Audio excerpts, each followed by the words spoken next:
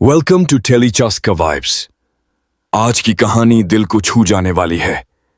कभी कभी जिंदगी में हम जिसे अपना सब कुछ समझ लेते हैं वही एक दिन कह देता है कि अब तुम्हारा कोई मतलब नहीं।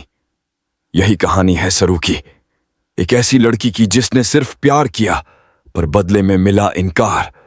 सुबह का वक्त है, घर में सन्नाटा फैला हुआ है। वो घर जो कभी हंसी और बातों से भरा रहता था आज किसी अनकहे दर्द की गवाही दे रहा है। सरू खिड़की के पास खड़ी है, उसकी आंखों में नींद नहीं, बस सोचें हैं, वही बातें जो रात भर उसके दिल को कचोटती रहीं। दिल कहता है कि शायद वेद मजाक कर रहा होगा, पर दिमाग जानता है कि अब सब खत्म हो चुका है। वो याद करती है, कल ही तो वेद ने कहा था, सारू तुम बहुत अच्छी हो पर मैं तुम्हें अपनी पत्नी के रूप में नहीं देख पाता। इतना कहते हुए वेद की आवाज में कोई झिझक नहीं थी, कोई दर्द नहीं था, बस एक ठंडापन था जैसे किसी को चाय में बर्फ डाल दी हो। सरू उस पल बस चुप रह गई थी। जवाब देने को शब्द नहीं थे, बस आंखों में आंसू थे जो किसी तरह उसने रोक लिए। वो पल किसी तीर की तरह दिल में उतर गया। अब वो वही बातें बार बार सोचती है। कितना आसान था वेद के लिए कहना कि रिश्ता अब आगे नहीं बढ़ सकता, पर सरू के लिए, उसके लिए तो हर सुबह, हर सपना, हर उम्मीद वेद के नाम से शुरू होती थी। उसके ख्यालों में सिर्फ वही था, उसका हंसना, उसका गुस्सा, उसके अधूरे वादे। पर आज उन सब पर बस एक मोहर लगी है, खत्म। धीरे धीरे वो अपने कमरे की ओर बढ़ती है। हर चीज उसे याद दिलाती है कि ये घर कभी दोनों का हुआ करता था। वो तकिया जिस पर कभी वेद का सिर रखा था, वो फ्रेम की हुई फोटो जिसमें दोनों हंस रहे थे, और वो चिट्ठियां जो अब दर्द का सबूत बन गई हैं। सरू समझ गई है, अब वक्त आ गया है सब छोड़ देने का। वो कपड़ों को तह करती है, सलीके से बस्ते में रखती जाती है। कोई जल्दबाजी नहीं, बस एक शांति है, वो शांति जो टूटे दिल के बाद आती है। वो हर चीज को ऐसे रख रही है जैसे किसी जख्म को बंद कर रही हो। उसके मन में एक ही बात चल रही है, जब प्यार खत्म हो जाता है तो आवाज की जरूरत नहीं होती, खामोशी ही सब कह जाती है। सरू ने अपने बैग के ऊपर एक छोटा सा नोट रखा, मैं जा रही हूं, क्योंकि अब रुकने की कोई वजह नहीं बची। इतना लिखते ही उसके होंठ कांप उठे। उसने खुद को संभाला, आंसू पोंछे और गहरी सांस ली। उसने घर में आखिरी बार नजर दौड़ाई। सब वैसा ही था, बस अब वो वैसी नहीं रही। दिल में दर्द था, लेकिन कहीं ना कहीं एक राहत भी थी, जैसे किसी ने एक लंबे बोझ से आजाद कर दिया हो। प्यार के लिए उसने बहुत कुछ किया, अब खुद के लिए एक बार वो चल पड़ी है। उसकी आंखों में अब भी नमी है, पर चेहरे पर सुकून है। कहानी यहीं से मोड़ लेती है जहां सरू ने अपने दिल की बात नहीं, अपने आत्मसम्मान की सुनी। कभी कभी छोड़ देना ही सबसे बड़ा सबक होता है। वेलकम अगेन टू टेलीचास्का वाइब्स। कहानी अब उस मोड़ पर है जहां सरू ने अपना फैसला ले लिया है। वो जान चुकी है कि अब पीछे मुड़कर देखना उसे और तोड़ देगा। वो चाहती तो कुछ कह सकती थी, लड़ सकती थी, पर उसने चुना खामोशी, क्योंकि उसे अब किसी को साबित नहीं करना कि वो कैसी है या उसका प्यार कितना सच्चा था। सुबह की हल्की रोशनी कमरे में फैली है, लेकिन उसके अंदर का अंधेरा अभी भी गहरा है। फिर भी वो अपने कदमों को मजबूत करती है, बैग उठाती है और धीरे से दरवाजे की ओर बढ़ती है। हर कदम के साथ यादें पीछे छूट रही हैं, वो हंसी, वो बातें, वो सपने। लेकिन सरू का दिल अब एक नई शुरुआत के लिए तैयार है। वो जानती है कि हर रिश्ता साथ तकदीर से नहीं लिखा होता। कभी कभी कुछ लोग हमारी कहानी में आते हैं सिर्फ हमें कुछ सिखाने के लिए। वेद भी शायद ऐसा ही था। उसने सरू को सिखाया कि जब दिल टूटे तब खुद से कैसे प्यार करना चाहिए। सरू के मन में एक ख्याल बार बार गूंजता है, प्यार अगर इज्जत छीन ले तो वो प्यार नहीं, एक कैद बन जाता है। आज वो उस कैद से निकल रही है। उसकी हर सांस अब हल्की लग रही है। दरवाजे से बाहर निकलते ही ठंडी हवा उसके चेहरे को छूती है, जैसे कह रही हो, अब तू आजाद है।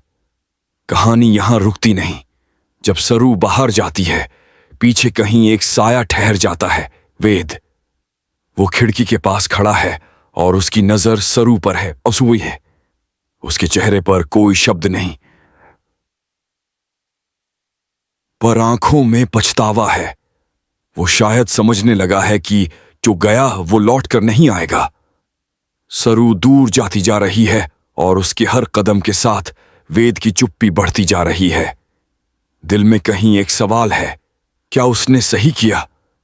क्या सच में सरू उसके लायक नहीं थी? लेकिन अब बहुत देर हो चुकी है। सारू की जिंदगी अब एक नए मोड़ पर है। वो अब किसी की पत्नी बनने की उम्मीद नहीं, बल्कि खुद बनने की हिम्मत रखती है, और यही उसकी असली जीत है। जाते जाते उसकी आवाज जैसे हवा में गूंजती है, कभी कभी छोड़ जाना हार नहीं, बल्कि खुद को फिर से पाने की शुरुआत होती है। और यही है इस कहानी का असली ट्विस्ट, जहां एक अंत एक नई शुरुआत में बदल जाता है। अब सवाल यह है, क्या वेद अपने फैसले पर पछताएगा? क्या किस्मत फिर से दोनों को आमने सामने लाएगी? या सरू अब एक नई जिंदगी की तरफ बढ़ जाएगी, जहां उसका नाम सिर्फ किसी के रिश्ते से नहीं, उसकी पहचान से जाना जाएगा? यह जानने के लिए बने रहिए हमारे साथ, क्योंकि कहानी अभी खत्म नहीं हुई है। ये तो बस एक नया मोड़ है। नेक्स्ट एपिसोड में मिलेगा वो पल जब वेद को एहसास होगा, जो गया वही सबसे कीमती था। दिस इज टेली चास्का वाइब्स, जहां हर कहानी में छुपा है एक एहसास। कहानी अब उस पड़ाव पर पहुंच चुकी है जहां हर खामोशी बोल उठती है। सरू घर छोड़ चुकी है, लेकिन उसकी मौजूदगी अब भी उस घर की हर दीवार में गूंज रही है। वेद, जो कभी अपने फैसले में इतना यकीन रखता था, आज उसी यकीन पर सवाल उठा रहा है। कभी लगता था कि सरू के जाने से सब आसान हो जाएगा, लेकिन अब सब कुछ उलझ गया है। कमरे की हर चीज जादू दिलाती है। वो कप जो सिर्फ सरू इस्तेमाल करती थी, अब सूना पड़ा है। वो किताबें जिनमें सरू के नोट्स हुआ करते थे, अब बस पन्नों का ढेर लगती हैं। वेद अब अपने ही शब्दों से डरता है। वो शब्द जो उसने इतनी आसानी से कह दिए थे, मैं तुम्हें अपनी पत्नी नहीं बना सकता, अब वही शब्द उसके कानों में गूंजते हैं। जैसे किसी खाली कमरे में बजती आवाज बार बार लौट आती है। उसकी आंखों के सामने सरू का चेहरा घूमता रहता है, वही शांत चेहरा जिसमें दर्द छिपा था पर शिकायत नहीं। वो समझ नहीं पा रहा कि उसने क्या खोया है, जब तक कि अब वो सब कुछ खो नहीं चुका। दिन बीतते जा रहे हैं, पर वेद के लिए हर दिन भारी है। काम में मन नहीं लगता, दोस्तों की बातें अब बेमानी लगती हैं। रातें और लंबी हो गई हैं। कभी कभी वो खिड़की से बाहर देखता है, जैसे उम्मीद करता हो कि सरू लौट आएगी। लेकिन सच्चाई ये है कि सरू अब कहीं और है, शायद किसी नए शहर में, शायद किसी नए मकसद के साथ। वो अपनी जिंदगी को फिर से गढ़ रही है, अपने सपनों को नई दिशा दे रही है। दूसरी तरफ वेद के अंदर अब एक अजीब सा खालीपन है। उसने हमेशा सोचा था कि रिश्ते भावनाओं से नहीं, सोच समझ से निभाए जाते हैं। लेकिन अब उसे एहसास हो रहा है कि जब दिल से कोई रिश्ता छूटता है, तो दिमाग के सारे तर्क बेमतलब हो जाते हैं। वो बार बार सरू का लिखा हुआ वो छोटा सा नोट पढ़ता है, मैं जा रही हूं, क्योंकि अब रुकने की कोई वजह नहीं बची। हर बार पढ़ने पर यह एक ही वाक्य उसकी सांसें रोक देता है। उसे लगता है कि सरू ने न सिर्फ घर छोड़ा, बल्कि उसकी जिंदगी से वो रोशनी भी ले गई जो उसे इंसान बनाती थी। कुछ दिन बाद वेद सरू के पुराने कमरे में जाता है। वहां अब कोई नहीं है, पर उसकी खुशबू अब भी बाकी है। वो सरू की छोड़ी हुई चीजों को देखता है, एक पुराना स्कार्फ, कुछ अधूरी कविताएं और एक फोटो जिसमें दोनों मुस्कुरा रहे थे। उस पल उसे समझ आता है कि प्यार सिर्फ कहने से नहीं होता, बल्कि समझने से होता है, और वो समझ उसने बहुत देर से पाई है। वेद अब खुद से सवाल करता है क्या प्यार में सही और गलत जैसा कुछ होता है? क्या कभी कभी हमारा डर हमें उस इंसान से दूर कर देता है जो हमें सबसे ज्यादा समझता है? सरू उसे शादी के लिए मजबूर नहीं कर रही थी, वो बस साथ चाहती थी। पर वेद ने अपने ही डर से एक रिश्ता तोड़ दिया। अब वही डर उसकी सजा बन गया है। शहर के एक कोने में सरू भी अपने नए जीवन की शुरुआत कर रही है। वो अब पहले जैसी नहीं रही। वो अब अपनी पहचान खुद बना रही है, अपने दम पर। कभी कभी वो खिड़की से बाहर देखती है और मन में एक हल्की मुस्कान आ जाती है।